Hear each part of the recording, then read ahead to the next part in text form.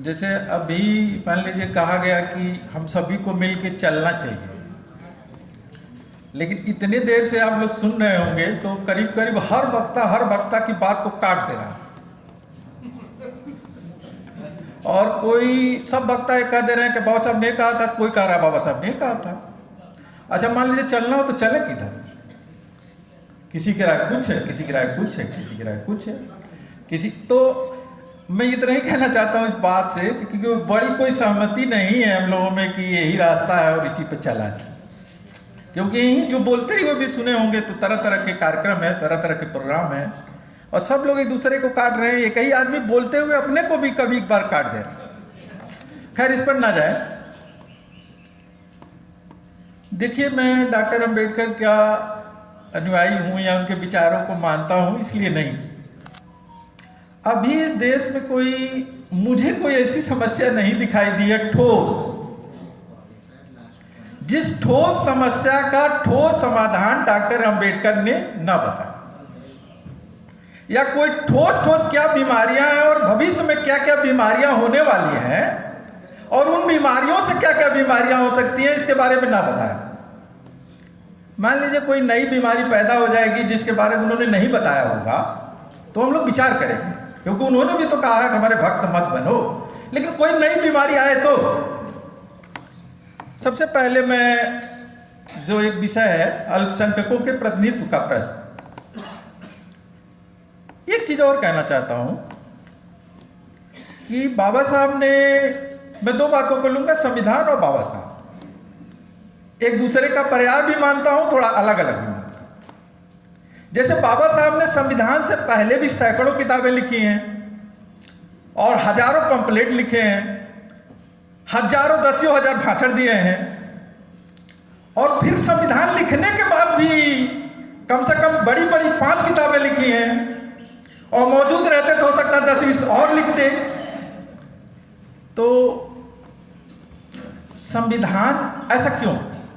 अगर सैकड़ों किताबें जो लिखी, हजारों जो पैम्पलेट लिखे, 10 हजार जो भाषण दिए, नो डाउट उन्होंने कोशिश किया कि संविधान में वो सूत्र के रूप में आ जाए। लेकिन अगर यही पर्याप्त हो गया होता सूत्रों में आ जाना, तब तो पूरी सेहत पे दांव लगा के, मौत को आमंत्रित करके और ये कहते हुए कि ये 5 किताब लिखे बिना तो मैं मरना ही नहीं चाहता, और डॉक्टर के ये कहने पर कि नहीं आप आराम कीजिए तो बोले 5 लिख लूंगा, इतना समय है मेरे पास, और अपनी जान की कीमत उधार लेकर के, निवेदन करके वो किताबें लिखते हैं, छपवाते हैं, कुछ नहीं छपती हैं, 80 तक नहीं छपती हैं। तो मैं ये जरूर आग्रह करूंगा कि जब हम संविधान पर बात करें तो उसके पहले पर भी, उसके बाद पर भी, और उसका कितना संविधान में सूत्रबद्ध है और क्या नहीं खोला गया इस पर भी बात करें। एक छोटी और बात, समय बहुत कम है, 10 मिनट। जब हम बोलते हैं कि हम सभी को अच्छा बनना चाहिए, सब आदमी सहमत है? सामान्य बात और सूत्रों में कही हुई बात पर सहमति में कोई दिक्कत नहीं होती, लेकिन जब हम कहें कि हम सब समान है, सब मान लेंगे, लेकिन कोई समानता के व्यवहार के लिए कहें कि आप चाहे मुख्य वक्ता हैं, चाहे आप प्रोफेसर हैं, और चाहे बड़े आदमी हैं, खाने की लाइन लगी हुई है, सर आप भी लग जाएंगे, हमारे हमको ठेस पहुंच जाएगी। मैं कहना यह चाहता हूं कि संविधान सभा में जिन बातों पर सामान्य तौर पर लोग सहमत थे, जब वो ठोस होने लगी उनका मतलब क्या है, तो सबसे बड़े जो उसके अध्यक्ष थे राजेंद्र बाबू, वही नहीं सहमत थे। जैसे पेज दर पेज लिख दिया गया कि महिलाएं पुरुष के बराबर हैं, हर मामले में बराबर हैं, सब न्याय मिलना चाहिए। लेकिन जब बाबा साहब ने हिंदू कोड बिल पेश करके ये कह दिया कि तलाक का अधिकार मिलना चाहिए, विवाह करने की स्वतंत्रता मिलनी चाहिए, अपना पति चुनने की स्वतंत्रता मिलनी चाहिए, संपत्ति में बराबरी का हक मिलना चाहिए, तो हाथ क्यों खड़ा कर दिया कि किसी कीमत पर यह नहीं होना चाहिए, और इतना दबाव कि नेहरू को भी पीछे हट जाना पड़ा। तो संविधान सभा में संविधान के सदस्यों के सारे सहमति का यह अर्थ नहीं है सामान्य बातों पर सब सहमत होते हैं, ठोस बातों पर सहमति। अब तो मैं ज्यादा न ले लूं कि मैं भी ज्यादा बोलता हूं। जैसे अल्पसंख्यकों का अधिकार। बाबा साहब ने 1946 में एक करीब 45 पेज का एक डॉक्यूमेंट लिखा, communal dialogue and their resolution. उन्होंने साफ लिखा है कि जो संसदीय प्रणाली हम चुनने जा रहे हैं ब्रिटेन वाली, ये हमारे देश के लिए कारगर नहीं है, और अगर ये लागू हुई तो भविष्य में दो समुदायों के राजनीतिक प्रतिनिधित्व तो पूरी तरह छीने जा सकते हैं। और दो का तो नाम लिया है, तीसरे के भी चौथे के भी छीने जा सकते हैं, और उसमें दो का उन्होंने ठोस नाम लिया है, दलित और मुस्लिम, कि इनके राजनीतिक प्रतिनिधित्व तो छीने जा सकते हैं। और मुसलमानों का राजनीतिक प्रतिनिधित्व तो छीन लिया गया है, केवल वोटर वो रह गए हैं। इस देश के केंद्रीय मंत्रिमंडल में एक भी उनका मंत्री नहीं है, किसी कैबिनेट कमेटी में नहीं है, किसी संसदीय कमेटी के जो सरकार है किसी में नहीं, वोटर बन गए। तो बाबा साहब ने उसका उपाय बताया था। दलितों का इसलिए नहीं छीना गया है क्योंकि बाबा साहब ने लड़ करके तय करा दिया था कि इतना राजनीतिक प्रतिनिधित्व तो तुमको हमारी आबादी के अनुपात में देना ही पड़ेगा। अगर ये तय करके वो संविधान में लिखा के नहीं गए होते तो हमको गिनना पड़ता कि 2 आदमी 4 आदमी है कि नहीं है, कोई प्रतिनिधि नहीं होता। मैं एक पार्टी का नाम ले रहा हूं, छोटा सा, उसको 2 विधायक जीते हैं बसपा के, हमें उस पार्टी के किसी उसमें नहीं जाते, दोनों गैर दलित जीते हैं। एक ठाकुर जीते हैं, बिहार से यादव जी, क्योंकि वो अपना वोट, अपने पैसे का वोट, अपने जात का वोट, बसपा ने उनके अपनी जात का वोट दिला दिया। एक बसपा अभी एक ऐसी नहीं जीता है। तो बाबा साहब ने उसका रेजोल्यूशन बताया बाकायदा। अब आप कहेंगे रामेश्वर दयाल सर, भाई हमारी रेखा तो इस संविधान तक है और उसमें तो लिखा नहीं है, तो इस अल्पसंख्यकों के समाधान का हम करें क्या? बाबा साहब बता के गए, भाई संविधानों में तो लिखे नहीं है, तो हम करें क्या? दूसरी बात, और इस देश में कंप्लीट मुसलमान राजनीतिक प्रतिनिधि, यूपी की सरकार में एक मंत्री विधान परिषद में ले जाके बैठाया गया। अभी बिहार का केंद्रीय मंत्रिमंडल बनाया तो एक मंत्री बैठाया गया मुसलमानों को, जिनकी आबादी 15%। उसका रेजोल्यूशन बताया है, यहां टाइम नहीं है, ऐसे मत सोचिए। दूसरी बात, मैं थोड़ा एजुकेशन पे आता हूं। हम लोग काफी हद तक अपने स्वार्थ के इर्द गिर्द सोचते हैं।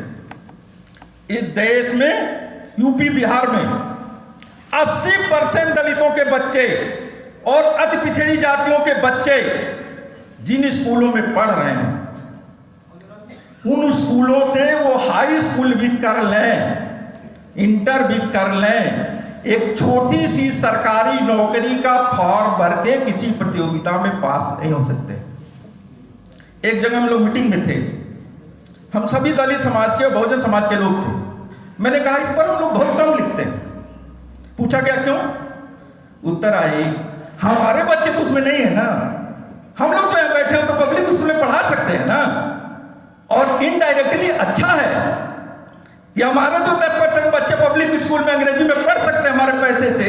अब आरक्षण की सीमित नौकरियों में वही कौन प्रतियोगी होंगे? ये 80-90 नहीं,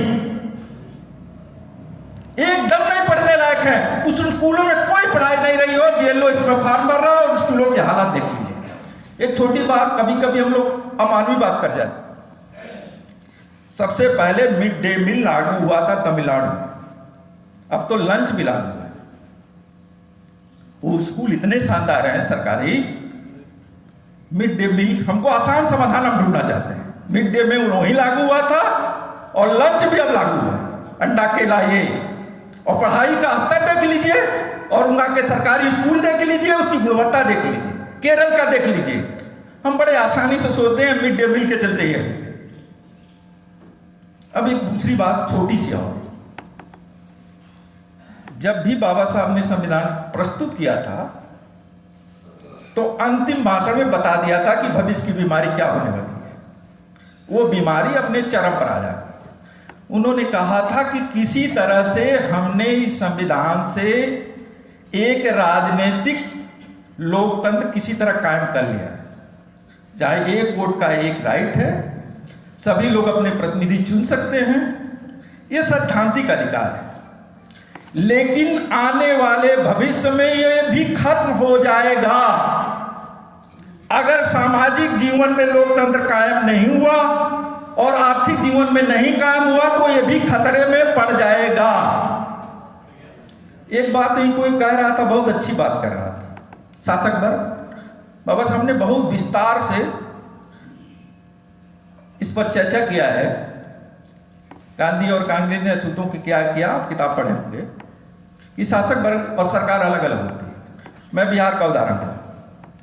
बिहार के चुनाव में 10.57% जो 11 भी नहीं है, हिंदू अपर कास्ट के 30% सदस्य विधानसभा में चुने गए और केंद्रीय मंत्रिमंडल में उनकी हिस्सेदारी जो मंत्रिमंडल बना है उसमें 30 से भी ज्यादा ऊपर है। शासक वर्ग वो होता है जिसके पास खेत होता है, जिसके पास फैक्ट्री होती है, जिसके पास उच्च शिक्षा होती है, जिसके पास मीडिया होती है, वही शासक वर्ग होता है। और जो नई इकोनॉमी बनी है जिसके हम लोग बात करते हैं, हम लोग अर्थशास्त्र से बात करने से इकोनॉमी से मुंह मोड़ते हैं।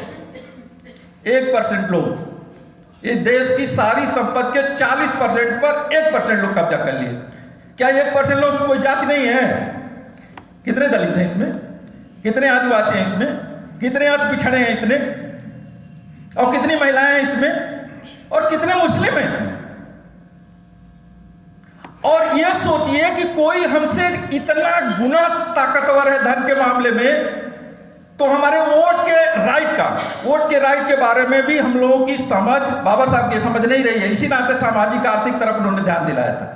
यूरोप की पढ़ाई के दौरान और यूरोप और अमेरिका में रहने के दौरान उस अनुभव पर पहुंच गए थे कि लोकतंत्र धनिक तंत्र में बदल सकता है। धनिक तंत्र में बिहार में क्या हुआ है? ये कैसे इतना ताकतवर है? बिहार की 60% जमीनें आज भी उसी 10.57% अपर कास्ट हिंदू के हाथ में है। जो 50,000 ऊपर से इकोनॉमी वाले लोग हैं, 70% को वो लोग हैं। बिहार में केवल 6.11% ग्रेजुएट हैं, उसमें 14% वो लोग हैं और एससी की हिस्सेदारी 4% भी नहीं। तो समय सारा मेरा खत्म हो रहा होगा, मैं इतनी ही बात कहना चाहता हूं। एक ही छोटा सा निवेदन, वोट का राइट, एक छोटी बात और कहना चाहता हूं। अगर सबके मत की लिख देने से सबके वोट की बराबरी हो जाती और वोट देने से सबके वोट की बराबरी हो जाती तो संविधान सभा की तो हम बात ही छोड़ दे रहे हैं। जब पहली लोकसभा का चुनाव हुआ तो लोकसभा में एक जाति ब्राह्मण, जिनकी आबादी 3.5%, 4% से ज्यादा कभी नहीं रही है, उनके 55% मेंबर कैसे थे? 55% एक जाति के। ये एक वोट का मूल्य से क्या वो इतने अच्छे थे, इतने बढ़िया थे, इतने प्रगतिशील थे, इतने महान थे, जनता के इतने हितैषी थे? नहीं। उनका धन, उनकी बुद्धि, उनका शैक्षिक पावर, उनका सामाजिक पावर सारे वोट को अपने पक्ष में कर लेता था। एक बात कह के मैं खत्म कर रहा हूं। जिस तरह से न्याय के बारे में सोचें, बाबा साहब यूनिवर्सल जस्टिस के समर्थक हैं, किसी के साथ अन्याय नहीं, लेकिन मेरे साथ भी अन्याय नहीं। जैसे एक बात मैं कहना चाहता कि हम मान लें कि मुसलमान एक को नहीं है केंद्रीय मंत्रिमंडल में, संसद में 5% हो गए हैं, तो हम मान लें कि सारे हिंदू उनके हितों का प्रतिनिधित्व कर देंगे। क्या जरूरत है मुसलमान का होने का? तो फिर हम ये क्यों लागू दे रहे हैं कि बाबर ठाकुर लाला भी तो हमारे हितों का प्रतिनिधित्व कर दें, तो हमारा होना क्यों जरूरी? बाबर ठाकुर लाला हमारे हितों का प्रतिनिधित्व नहीं करेंगे, हमको अपना प्रतिनिधित्व चाहिए, और मुसलमान के हितों का प्रतिनिधित्व हिंदू कर देंगे। अगर यही लॉजिक है तब तो हमको भी मान लेना चाहिए। और जो 30% चुने गए हैं बिहार में, अपर कास्ट हिंदू तो 10% हैं, इसका मतलब बड़े अच्छे लोग हैं, जनता के बड़े हितैषी हैं, सबका प्रतिनिधित्व कर देते हैं, तो हमारे प्रतिनिधित्व का क्या मतलब? हम अंत में कहें कि हमने 2 समुदायों को, 3 समुदायों को कभी भी सच्चे अर्थों में दलित बहुजनों का हिस्सा माना ही नहीं। उसमें मुसलमान हैं, ईसाई हैं, आदिवासी हैं, महिलाएं हैं। हमने बहुजनों का सच्चे अर्थों में हिस्सा नहीं माना है और इस देश के 80% गरीबों को भी हम छोड़ रहे हैं। और ये बात मैं जोर दे के कहना चाहता हूं, दलित पिछड़े समाज के छोड़ रहे हैं, इसी नाते वो हमको छोड़ दे रहे हैं। और आम आदमी पार्टी को पिछले 5 चुनावों से लगातार 80% दलित वोट दे रहे हैं, क्योंकि हमने उनको छोड़ दिया तो उन्होंने हमको छोड़ दिया। बहुजन को कुछ दलित जातियों, कुछ पिछड़ी जातियों के मध्यवर्गीय, कुछ पढ़े लिखे लोगों तक अगर सीमित कर देंगे, उसी का परिणाम है कि हम ये लड़ाई लगातार हार रहे हैं, हारते जाएंगे। जब तक सच्चे अर्थों में आदिवासी, मुस्लिम, ईसाई, महिलाएं और पिछड़े दलितों के वो 80% लोग जो हमारा साथ छोड़ रहे हैं, क्योंकि उनके आरक्षण के नारे से सरकारी नौकरी के नारे का सवाल उनका नहीं है, उनकी वो समस्या नहीं है। अगर हम उनको छोड़ देंगे तो वो हमको छोड़ रहे हैं, हमको समझ में नहीं आ रहा है। हम सोच रहे हैं कि कुछ पढ़े लिखे दलित, बहुजन, पिछड़े दलित, मध्यम वर्गीय लोगों का ही मतलब बहुजन है, तो हम विचारों में अकेले पड़ते जा रहे हैं। वो छोड़ करके हमारे दुश्मनों का साथ दे रहे हैं। मैं माफ़ी चाहता हूँ अगर कोई अदर बात कहा हूँ, लेकिन बाबा साहब यहाँ और समय नहीं था। कोई ऐसी बीमारी नहीं है, कोई ऐसी बीमारी नहीं है जिसको चिन्हित न, कोई चैलेंज के साथ मैं बात कह रहा हूँ। चैलेंज मैं आमतौर पर नहीं देता हूँ, लेकिन मैं चैलेंज के साथ ये बात कह रहा हूँ कि कोई बीमारी नहीं है जिसको चिन्हित नहीं किया हो। और अलग अलग ठोस बीमारियों का जनरल दवाई मत बताइए। बुखार हुआ है तो पैरासीटामॉल खाना पड़ेगा, और गला फंसा तो एजिथ्रोमाइसिन, और पेट की है तो कुछ और। ठोस बातों का बाबा साहब अमूर्त में जनरल जवाब नहीं देते थे, ठोस बातों का ठोस समाधान दिया है। हम माने या ना माने ये हमारी मर्जी पर। शुक्रिया, धन्यवाद, आभार।